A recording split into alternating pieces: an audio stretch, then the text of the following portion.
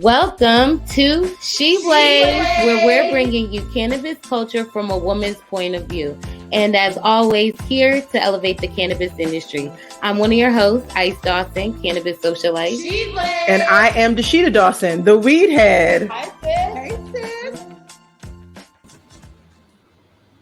Hey, sis. Hey, sis. On today's episode of She Blaze, we dish the details on shipping weed being a thing. Nevada makes cannabis history, and CBD is on the chopping block. Okay, well, I'm glad we made it. If y'all knew what we got to do to get this going every week. A lot. So let's start things with the high of the week. And I am super excited about my high of the week, y'all, because it is a Black-owned brand that I have supported for a long time. The Ardent FX has now released the Ardent Mini, y'all. And she is really, really, really cute. Yes, she is. Only $260, small and mighty, okay? And I'm going to try to show y'all on camera for the people who are listening to us. It's very easy to travel. I'm holding it with one hand, again, and it holds about an ounce, as opposed to the Ardent FX, which is behind us, and that's more about 4 ounces. They also have some new accessories that I just want to point out. This is called the, the Frainer, because it's a funnel and a strainer together. Cute. And it is needed because if you're making anything infused like I do with my hair, skin, and nails oil, you want to make sure you're pouring it without a mess. You can get $30 off with our code, THEWEEDHEAD. It includes THEWEEDHEAD. Spell it right. And again, this is a travel-friendly, newly launched just yesterday. Shout out to Shanel, Lindsey, who is a Black woman and advocate in the space in Massachusetts. And Ardent has been around for a while. It's been saving my life for a while. Yes, I love the Ardent. I love the Mini. I think it's so cute. And really it's perfect for an intimate setting. You don't have to go too far. And 4 ounces is a lot of cannabis. So for people to use that for their first time versus 1 ounce is a huge difference. So shout out to her. And the innovation is great. Like, I love the Ardent. Yes. And you can literally take it on the go. Okay. Yes. I'm dropping props. Right. Well, the Frainer is cute too. I'm like, I think I need that in real life. Yeah.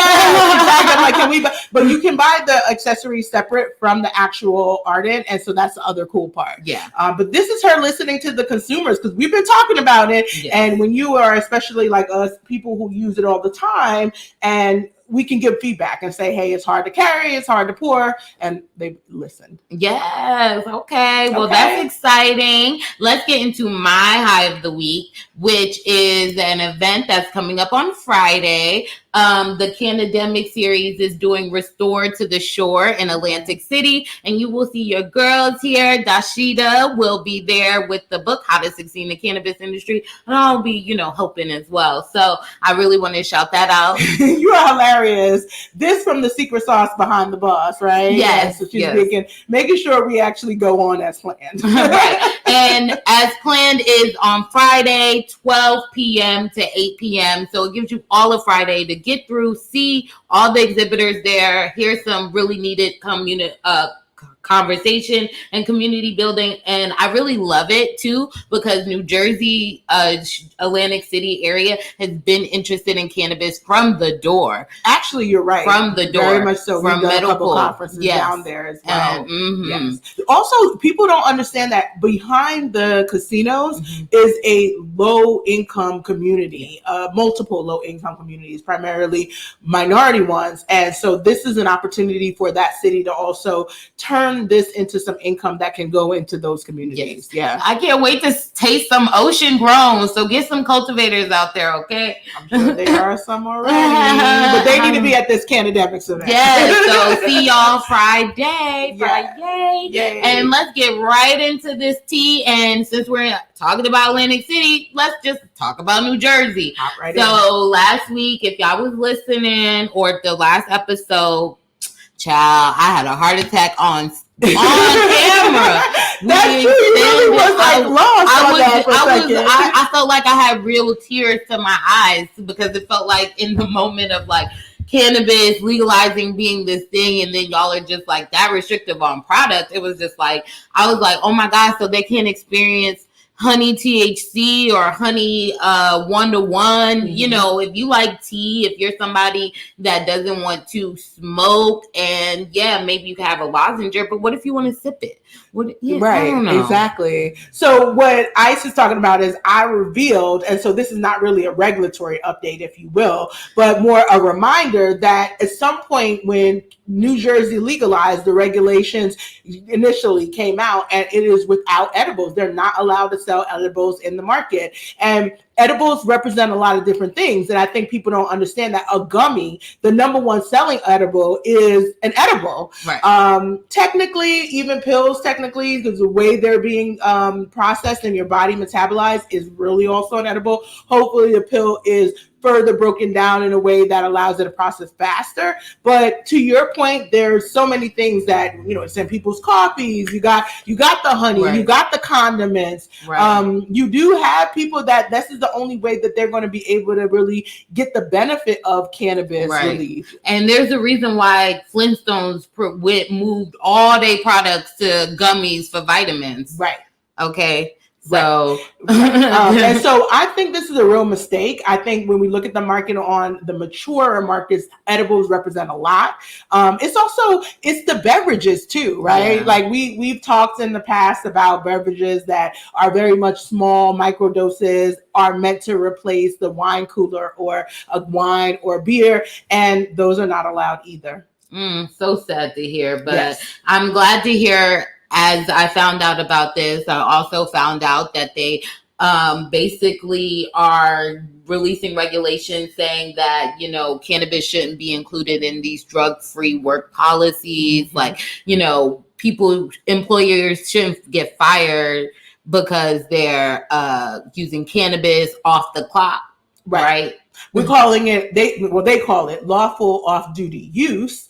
And in some cases, we are seeing states not really include cannabis. Nevada's one of them. But New Jersey just recently released interim. Again, interim means it's temporary. So I always find a little bit like, this is a good look, but problematic because we're going to have to keep worrying about if there's a new chair, is there a new control board? Are they going to change something, right? If it's not the rule. Right. And so this is interim. They're giving guidance to basically say, hey, you should not be doing this. But we do have a lot of employers who feel, and I'm like, I want to tell them the real, but they feel very strongly, how do they keep their workplace safe? And I'm like, y'all, there is an unregulated illegal market that has been around for a long time. There are a lot of responsible users already, millions of them, and they work at your job. Now, you can choose to come to work crazy, and most people are not doing that. People are coming to work, you know, responsible, right? You know,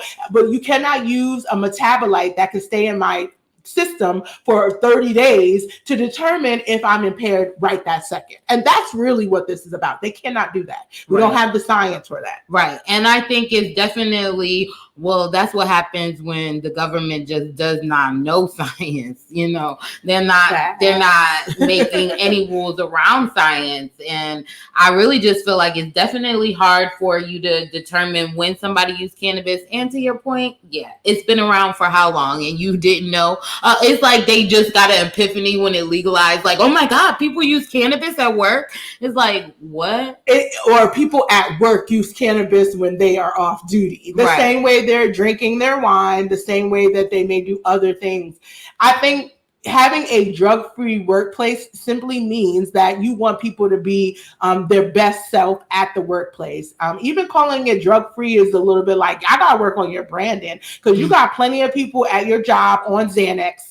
You got plenty of people on plenty of drugs there, opioids and the like, and over-the-counter drugs, NSAIDs, epinephrine, and the things that are needed. You could be having a drug in your pocketbook because if you get stung by a bee, you need a shot. So the fact of the matter is, I just feel like it's a little unrealistic. If it is inherently medicinal and now adult use 21 and over, it's time to get with the times. I know that's right. Mm-hmm. Well, so hopefully this could be a final rule at some point, because what y'all definitely don't want is some lawsuits. So let's go to hot topic number 2, okay? Because that right there is some history that has been made. Nevada, basically had a judge rule that the Nevada Board of Pharmacy has to remove cannabis as a Schedule 1 drug. Thank God. Small win. It is a small win. It's a good win. I mean, one, we've been talking about this for a while. When your Board of Pharmacy still considers the cannabis a Schedule 1, you don't have many pharmacists that want to be in the industry. You don't have many people that want to be in the industry. And so this hopefully will free up people wanting to be in the industry, but also it was incongruent with the Constitution. The minute that adult use legalized, the Constitution in Nevada changed to say that this is no longer an illegal substance. And that is why it is on the Schedule 1. Now, real talk, this probably is something that should have happened with the medical program, because Schedule 1 designation means no medical value, but now it's being removed altogether. So it's not Schedule 2, Schedule 3. It is, I could buy it over the counter when I want to if I'm 21 and over, so you shouldn't be penalizing me. I think that's amazing. And it is also helping people get their justice restored, which is really, really important. And the lawsuit was actually filed by CEICC, sorry, which is, it is community, sorry, y'all, my thing is, sorry, Cannabis Equity and Inclusion Community. I got my script on large, you guys, so it's a lot longer than I'm used to. But no, shout out to CEIC. Aisha Goins is a lead lobbyist and advocate out in Nevada. We've definitely supported them since we were in Nevada for a stint, and they have very clear goals that are aligned. Yes. And we did see it from the start, because they were really starting to initiate it. So for them to get together and hear what the community wants, and then partnering with the law ACLU of Nevada, they were able to bring this to life. And have this is what the government is. This is what you do when the government doesn't do what it's supposed to do. You got to check the government. And so that's what they did. And, you know, it's very hard to do it. Okay, so let's just be clear. ACLU and the CEIC didn't have a case without an individual. And there was an individual who is suffering because of the Schedule 1. There are probably many, many millions of others. And so this is a precedent case that they chose to help pursue, because by themselves, I don't think that the individual, Antoine Poole, I don't think he would have been able to do this. And so private citizens got together with an advocacy community organization, CEIC, which said we got to bring in bigger people, and that's the ACLU, who have lawyers on staff, literally, that do exactly this. And so that's how we work in coalition. And that's community building, like looking out for your people and making the government work for you, right? Like if I have to sue the government for you guys to do the job, y'all have to make the right decision too, because we know some of these courts been a little finicky, honey. And I just have to say, because we talked about it with New Jersey, that Nevada did the right thing here as far as their Supreme Court, but a few weeks ago, Nevada also denied lawful off-duty use as in being protected for employers. So I feel there's still a little hypocrisy. So basically it's saying, hey, it's not a Schedule 1, but the other judge of the Supreme Court decided, Nevada Supreme Court decided, but we can't protect it under the law because it's still a federal Schedule 1. You see how they do that. And so as long as it is federally scheduled as that, we still will run into these issues where we're not getting full rights, full civil rights as users. And can't the president just deschedule? There's a lot of things that could just happen, you know, at the executive branch level, especially since the DOJ and the eradication and suppression of the DEA, all that rolls up to the president. And so if you're rolling up under the president, yes, the president can make an executive order to say, hey, we don't do this anymore. Or, hey, we've proven there's medical value. That's the BS for me. It's like, we don't have to have a discussion. We're proving there's medical value. It literally was a unanimously passed bill in the Senate to study more of this because we know it is medicinally valuable to us. And so it shouldn't be a Schedule 1. We know that. Right. Even if it was Schedule 2, 3, but it should not be no medicinal value. Right. That's just wrong, and it is a disservice, and it's the reason why people are still getting locked up all over the country. Yeah, maybe why people's health is declining too, because we know it has medicine in it, and even the basic things got medicine in it. You know, right. Different cannabinoids that don't even intoxicate you got medicine in it. And, you know, so hopefully we get it together at some point. We're still waiting to hear word on the curb is we're not going to hear anything about cannabis until after elections. Maybe. I think that there are some federal bills. You know, I'm working on a couple. Well, from the executive branch. I don't care what they got to say at this point anymore, because I feel like you were already making us do all this work going through the legislative branch. It's a lot of work to write legislation just so that you can decriminalize something that you could do with a stroke of a pen. So I'm already salty. Okay. I'm just saying, I'm salty because we don't need to do all this to free people. And the fact that we're debating it just tells me that you can't trust necessarily politicians, because they absolutely ran on a premise that they were going to not do this much longer. Right. And we're going into year 3. Yes. And they even got their little bureaus regulating CBD all crazy. Exactly. So we not listening. I'm not that pressed for a federal legalization. Everybody can ask, and you know what? A lot of people are ready to jump into it, and I say that is what is saving us right now. We need more states to come online. We need New York, New Jersey figuring it out, right? Nevada backtracking and figuring it out, but we don't need current status to be the backdrop or the foundation for the federal legalization, because they don't know what they're doing. And there is a lot of misinformation and still a lot of racist, biased information too. Right. Uh-huh. Exactly. And they're still biased. They're even biased on poor CBD, honey. So let's go into this hot topic number 3, because CBD is getting the chopping block. CBD is on the chopping block this week. I don't know what CBD do to y'all, but geez, you know, like, woo. So let's first start with Idaho. I know a lot of people don't know where that's located, but that is in the northwest region of America. It is adjacent to Oregon, so I am aware of what Idaho's been saying and got to say about cannabis, but let's continue. Well, basically, Idaho State Department of Agriculture just let everybody know that it is illegal to give your pet CBD.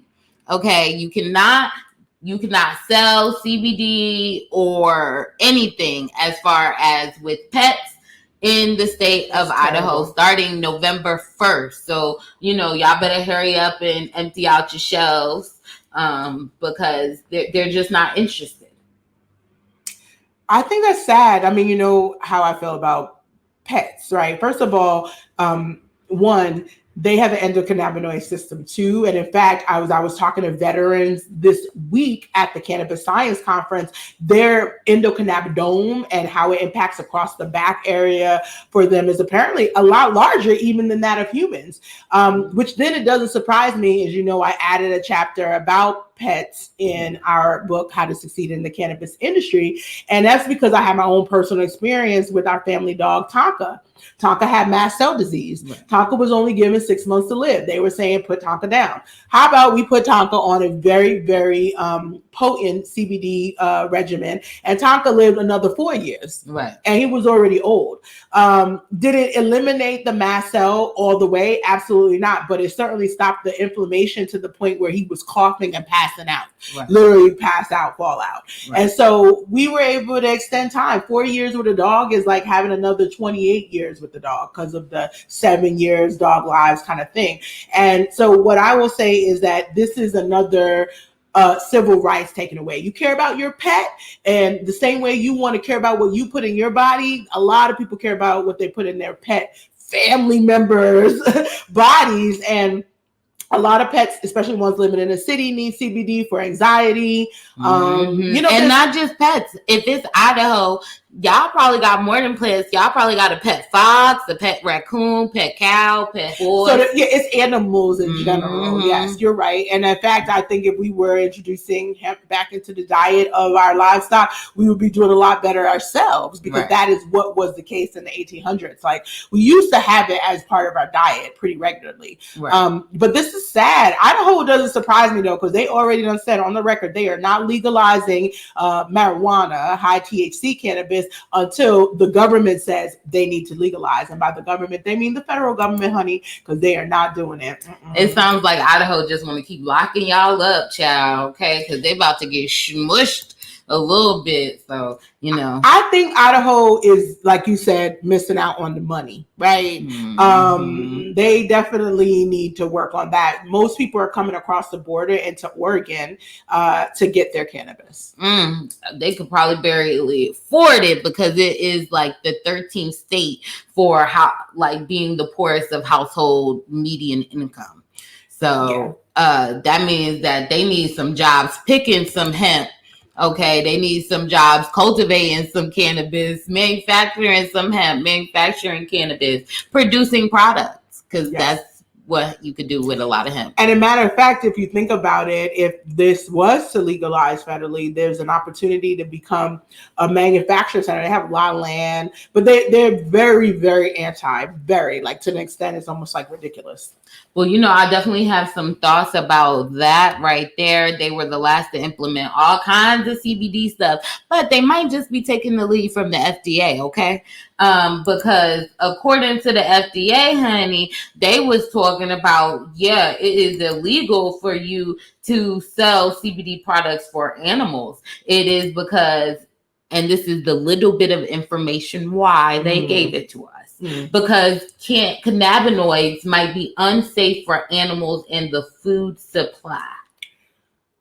I mean, I don't even have the patience for this. And I thank y'all for joining us every week for my therapy session on She Blaze here, which is like, I'm working under these same type of constraints. It's like, you're not paying attention to the science. How do y'all have the ability for, people to understand that there should be a patent, right? The United States Health and Human Services had a patent that just got discharged, by the way. So now they can say they don't know, but we know, and we always been knowing. But you have a patent for its health benefits, and now you're trying to not have it for the animals. It just doesn't make sense to me.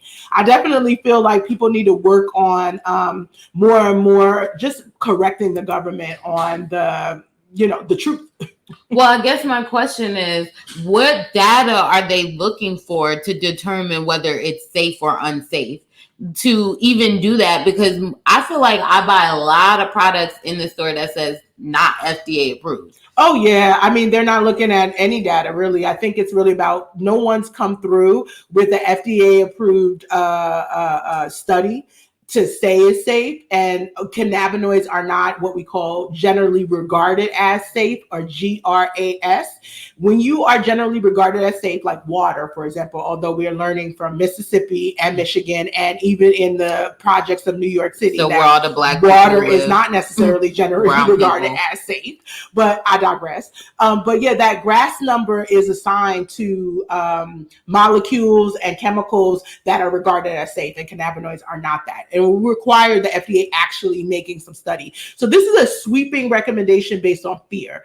And lobbyists who are coming in preying on the people who look at those in the arms of the angel pet commercial, the ASPCA, preying on those people, right? To say we don't know what we're giving our animals. Meanwhile, you could be saving animals, right? A lot of grief, pain, anxiety, sleep. They struggle with the same things that we struggle with, and those are the top 3 reasons people are using cannabis of all types, not just high THC. Exactly.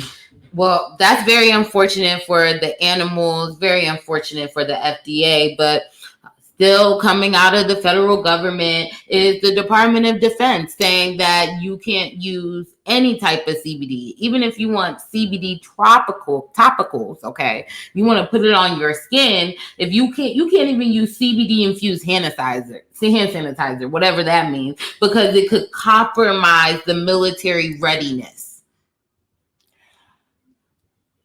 I ain't got nothing for it. I mean, I'm like, listen, if y'all want these are lobbying things that be happening behind the scenes, yeah. Wow. And some of the biggest lobbying things in cannabis is fighting over who's better. Man, we might need some more of them. Yes, I definitely think this is one of those examples of where the pharmaceutical industry is engaging privately with the government, which they've been doing already. They have inside conversations, and this does not feel like it's legitimate for what we know is happening. So basically, if you work for the Department of Defense, you could be just putting in entry of numbers. You can't use CBD, which means someone like me, right, who have an autoimmune issue, I rely on CBD as my go-to baseline because I know I'm traveling in markets that don't have high THC. Of course, I need THC too, but I'm in those markets and I want to make sure I'm staying safe and not getting incarcerated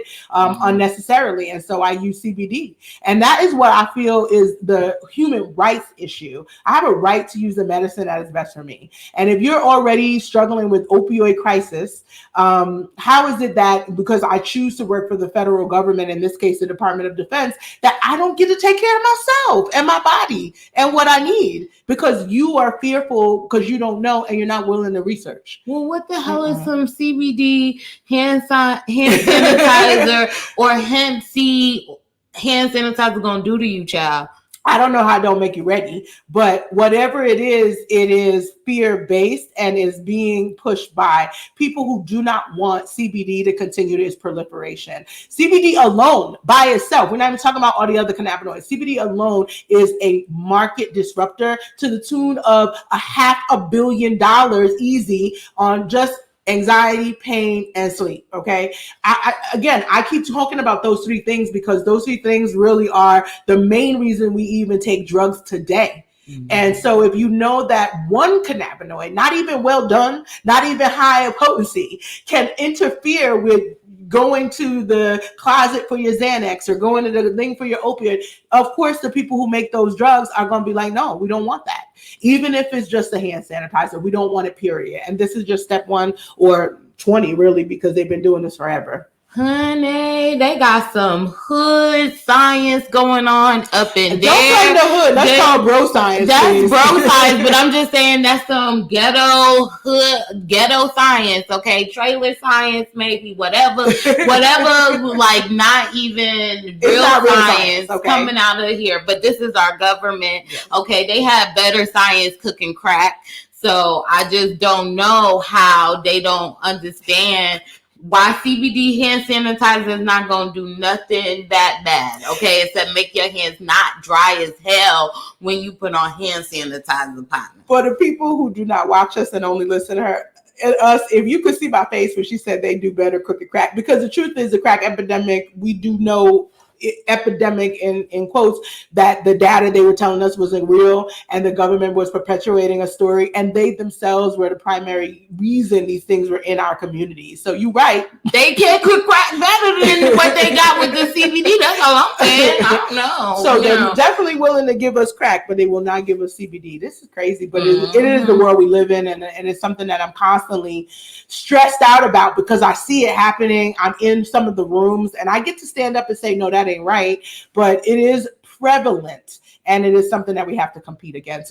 Compete against is probably the word that I use because I consider that the opposition. Right. They actually are the op. And, we're so busy fighting ourselves internally that we're not realizing that we, the people, need to be on a better understanding. I'm not saying we got to agree on every single thing, even though data is data.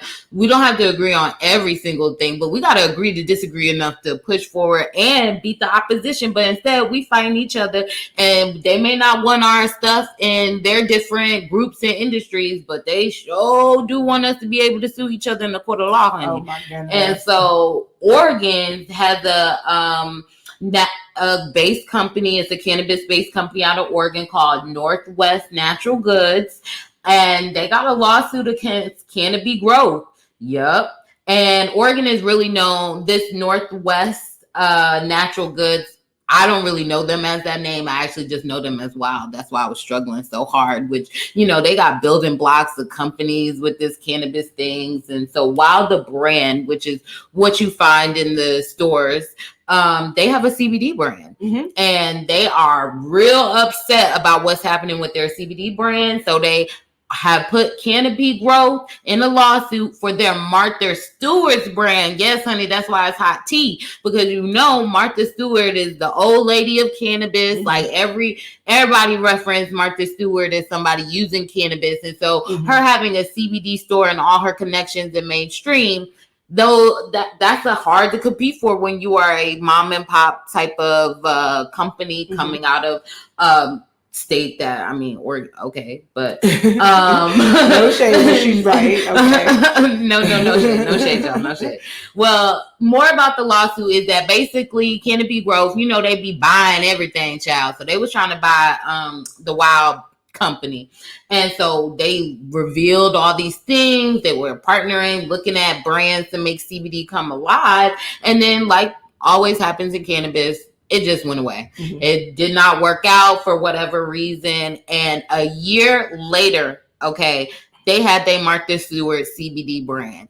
And I was like, wait, what? And that's because they CBD like, brand. What's this? Right. They literally look just like them. They have the same flavors, like blackberry, lemon, and raspberry CBD gummies, which the FDA said you're not supposed to be making. But and it's copyrighted, you know. So they was even using their little not FDA approved font and signature. So that Wild was not feeling it. Canopy Growth was like, and we biting that. Right. You know what? We just gonna appropriate the whole damn thing.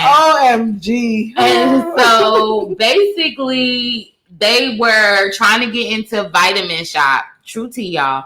Allegedly trying to get into Vitamin Shop. Vitamin Shop would not let them in because it looked so similar to Martha Stewart, and being priced just only a little bit below it, it would just be too confusing, they said. So they say at the Vitamin Shop. And so that was their last final straw, and they suing these mofos. And they should, as they should. But no, I know Wild very well because I'm obviously in the city of Portland and in the Oregon market. Wild has amazing gummies. Like that's the part that is like just real. They must have been real thirsty for an acquisition or a combination. People want to grow. And Wild does have a very big footprint in Oregon. And it's definitely one of the top selling gummies globally. I have people on the East Coast ask me about Wild. My understanding is they may be in Massachusetts too.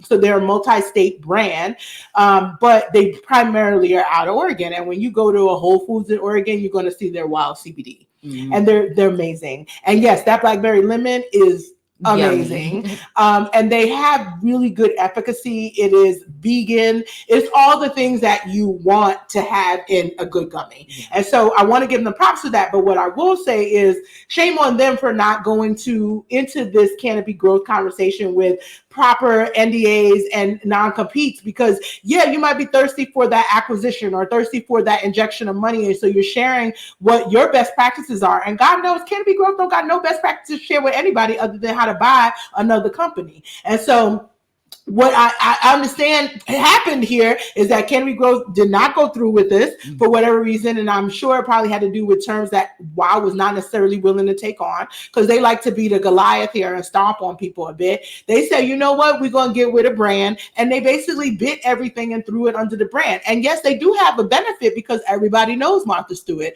And even though it don't compel me to go shop and buy it, it compels other people who look at Martha Stewart and say, oh, I know her and I love her, and I do bake her pies and whatever, and I buy her brand of whatever food is in my closet, and so I'm gonna buy the CBD gummies. And Vitamin Shop is wild because, and I use that term on purpose, because how you going to talk about it's too much similar when that is actually what we do in retail with private label. So when you go into a Walmart or a Target or even a Vitamin Shop, you're going to see the brand label, right? It might be the Martha Stewart kind, it might be whatever brand, but then you're going to see Equate next to it, right. And it's going to look similar, it's going to sound similar. It is what you do. And so I think when you're building initially a category, you want to make sure that you have a good diversity in the category. And I do agree with that part of it, but I also thought it was a little bit shady because y'all about to do the same thing. Right. I would be going to, like, you get some coin from Cannabis Go, you might want to add some coin to the side for a lawsuit against Vitamin Shop, honey. They don't got much money, but I'd be like, that was discriminating against my product. Perhaps. I mean, at the end of the day, every retailer has the ability to determine what they're going to buy and what they're not going to buy. Sure. And if it is about competition and they only have a slot for one, at least they were honest. But if anything, hopefully it drew to the attention of Wild that Cannabis Grow has gone and bit your whole ish and put it under a brand that will grow faster, unfortunately for them. And what they're going to have to do is stick with it, because Cannabis Grow is good for settling out of court because they have enough money to let a lawsuit go on and on and on. And those are hours at $400, $500 per hour rates for their attorneys. So it is something that I just don't see it. We'll watch it, but I'm going to predict a settlement. Yeah, well, they probably gonna have to pull some money from their little invisible stocks they be selling to people. But let me. Are you talking about Cannabis Grow? Yes. Oh, the shade is real. Oh, sorry, you guys. Let's go on to the main topic because we got real shady with these hot topics. But y'all see why we said CBD was on the chopping block. It is. That was a lot coming after CBD, and you're right. I think the last point I just want to reiterate is what you said. While we're doing the infighting, Wild is a great brand. Yes. Meanwhile, you're seeing like they're setting you up for you not being able to be used elsewhere. It's a setup. So it should be Wild and Cannabis Grow coming together and pushing back on what's happening with, the DOD and whatever. Right. And Cannabis Grow, you got enough money to make your own brand, y'all. Period. Yes. So you got enough money to do the R&D, but they're cutting corners. They want that bottom line. They've been because they allegedly giving us invisible. It's like stocks. Terrible P&L management, but I digress. Allegedly. Okay, you guys, let's go to the main topic. Listen, you ain't about to sue me, okay? My name is not. Okay, we know about the Cardi B story. Okay, y'all not about to sue me. Allegedly, Cannabis Grow. I don't know. I do know that I would love to see them books, but from your computer, not from the downloadable on some like allegedly Donald Trump stuff. So yes, you can't come sue me. We don't know. Okay, but we do. We suspect. Right, we are the Facebook detective, the cannabis. The cannabis, with the bullshit detectors on cannabis, heck yeah, yes, the detectives. You got to be on your detective thing. You're gonna be a sleuth. There was a whole thing on social media about our like true crime sleuths and internet detectives, like a really good thing because they've helped solve so many cold cases or help release people out of jail for being in jail for a long time. And so that's what we're doing with cannabis, y'all. Girl, that's what she doing with cannabis. I mean, she's the one finding all the tea. I am always a little shocked sometimes when she's telling us what's going on. Hence my facial expression when you were reading that. I'm like, yo, y'all got to watch the video because the things that you find, and I'm like, where are you finding it? But okay, you can't tell your secrets.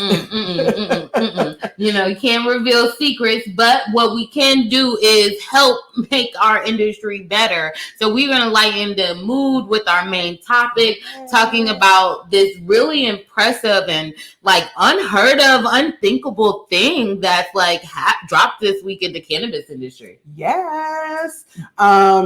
I'm like, okay, first of all, I have to just give a shout out to the people that I know are behind this. So I'm going to give a shout out to Shanel Title and Parabola Center because this is the first bill, the Small and Homestead Independent Producers, or the SHIP Act, that they have actually formally endorse.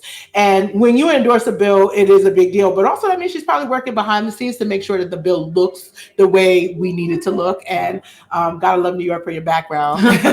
Ooh, yeah. But yeah, no, I'm excited because there's some real business strategery going on here, and it's good to always see when the government is forward thinking. Absolutely, especially because, everyone's pushing federal legalization. I'm like, well, who y'all got on y'all team? And these are the type of people that we need on our team to create these bills that just make more sense for the people. Right. We talk a lot about Black and brown people of color, but just some general people like in Idaho, because I don't know how many brown people live out there. But there's poor people that live out there. And they use it too. Yes. So this is, really non-color.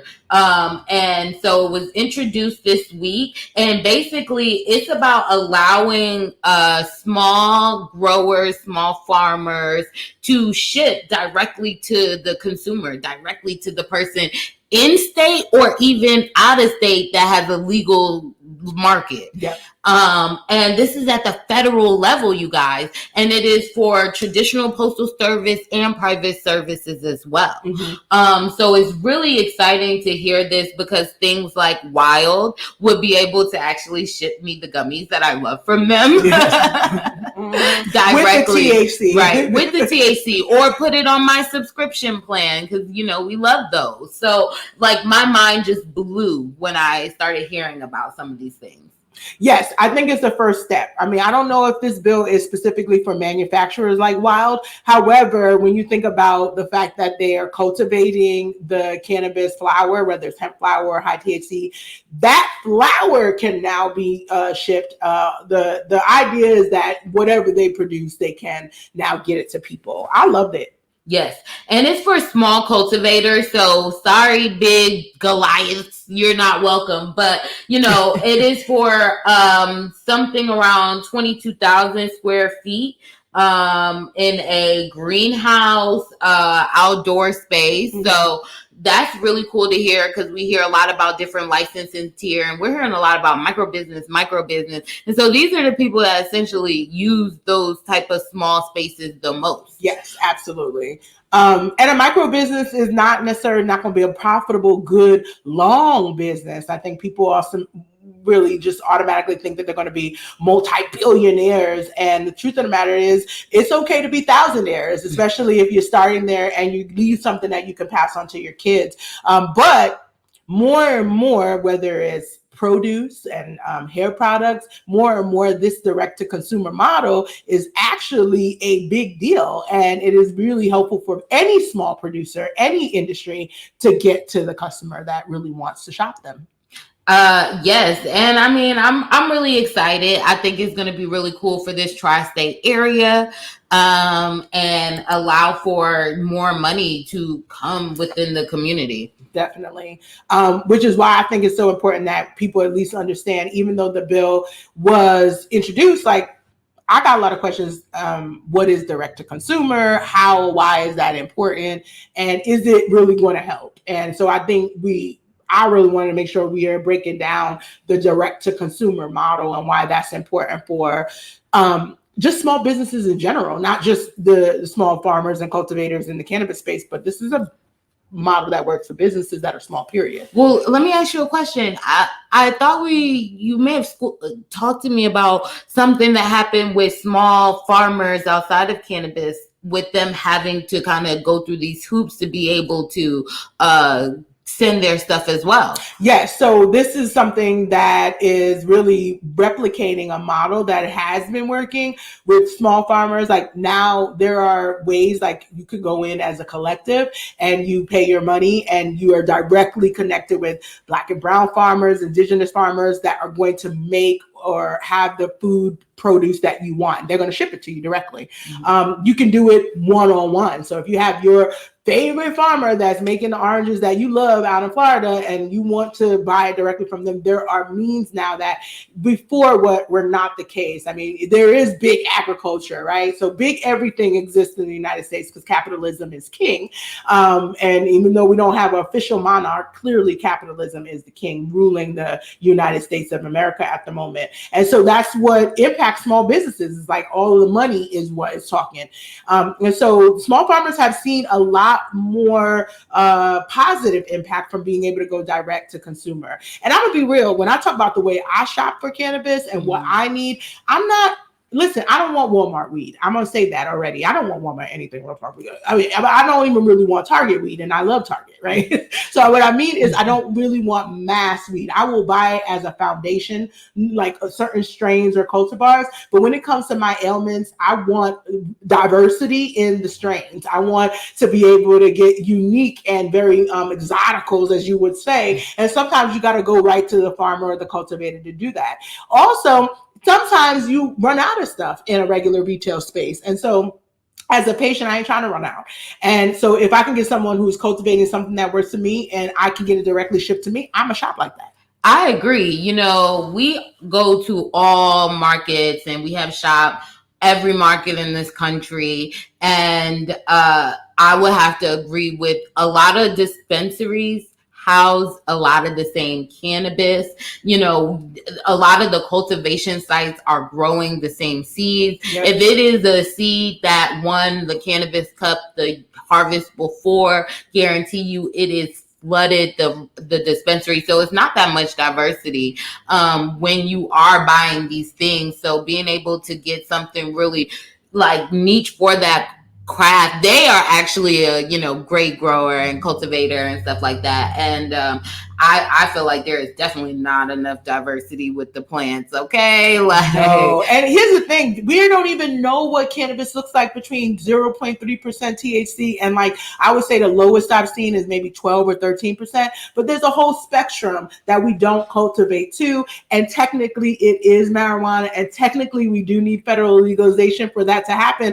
And this bill means that people who are making in those realms, maybe that's not mass. Maybe that's not the way people are going to buy. They maybe want really, really low amount or really, really high amount, in quotes. But what about the in-betweenies? And I'm an in-betweenie. I definitely think that when I'm just smoking the flower or using the flower, yeah, I'm looking for a range of a chemical variety. But if I was making tinctures, I'm wanting to have the highest percentage of the cannabinoids as possible because I'm extracting it out and then do some other things. But if you're using the flower purely, you want a diversity. Yes, yeah. I definitely agree, especially because, the cannabis industry be a whole lot of drama. So sometimes you can't even find certain brands in the dispensary because this one and that one. So it could be like, nope, you just go directly on the website, do your thing. I mean, they already got Apple Pay. They got like different payment processing systems now too. Right. So it'll be another area outside of just the shipping part, okay, that will need to be really made for cannabis. 1000%. I'll also just add that the SHIP Act only really goes into effect if there's a federal legalization. So again, this is the strategy. It's advanced strategy. It's basically saying it's an inevitability that we're going to legalize. And when it does, we need to make sure that small businesses can actually compete. And the best way to do that is giving them the ability to do direct to consumer. And that is something I think is very forward thinking and very smart. And it isn't a lot of people that are doing that type of conceptual thinking about how small businesses can be preserved. Well, a lot of people are putting their own ballot initiatives together. Things like this act are things you can use as your baseline for putting your initiative together. If Mississippi, if you ever could get a ballot again, these are the type of acts you put together like a little puzzle piece. 1000%. And I think the last thing is you put it together like a puzzle piece at the state level, but you also at the federal level. So anytime we have something new introduced, we should be building on this. So now, I'm sorry, if I see another comprehensive bill, I'm gonna be like, where's the section about the shipping part for small and homestead independent producers? Same way we think about safe banking and how we've added amendments. These are the type of changes that we need to keep seeing go forward. Even if the bill doesn't pass all the way, it can be continued to be improved upon so that what does eventually pass is not 5 years behind the industry. Right. Well, this is so exciting. I mean, I feel like this is a great way to leave off like the episode on a high note. A real high note. Yes. I mean, it's just, again, very good work. I don't anticipate it. Like, it's not going to go all the way to the president's desk now. But it is one of those things that lays the groundwork. And if it passes in the House, it's a precedent, like you said. Yes. And I can't wait to see it in the new bill they introduce in the Senate next session. We're still in the current session, so we'll see what happens. I know you know the politics. You're like, this ain't gonna be in it. But she's right. We'll probably have to wait for another bill to be introduced. Yes. Well, thank you guys so much for joining us, listening in to us talk about everything happening in the cannabis industry this week. And you can always follow us at she_Blaze on IG. Yes. And make sure you listen to us anytime on replay, YouTube, Spotify, Apple Podcasts, anywhere you hear podcasts, honey. Mm-hmm. And subscribe to our channel, The WeedHead. Yes. Share this video, please. And as well as like us, drop some comments in the video. We'll have all the links to the articles we discussed this week. Receipts. Oh, yes, because we come with a binder full, honey. A binder full of receipts. Mm-hmm. And make sure you follow me, Ice Dawson, at IG, maybe. Oh my goodness. And you can follow me at Dasheeda Dawson on IG and Twitter. You can also hear me every week on the Loree Darian Favor Show, channel 126 in Sirius, for the Flower to the People segment on Thursdays at 11:15 a.m. That's Eastern time. Yes. Well, we've had a good week. Yes, we did. We have actually, it was a great week. Yes, it was. You know, CBD may have been on the chopping block, but we still got our CBD. Yes, we did. But that being said, join us next week around 12-ish, 1-ish. Yeah, definitely. Well, maybe not next week. Maybe, I don't know. Are we taking a gap? I don't know. We are going to be on the road, but we'll see. It might be old school. She plays on the road again. She really wants us to go on tour. We need a She Blaze tour. If you agree with me, hit us in the comments. But we need a She Blaze tour. It's time to be back in person, y'all. Anyway, I hope you have a blessed and booked week. We blessed and booked. So Okay. Yes, ma'am. All right. Bye. Bye.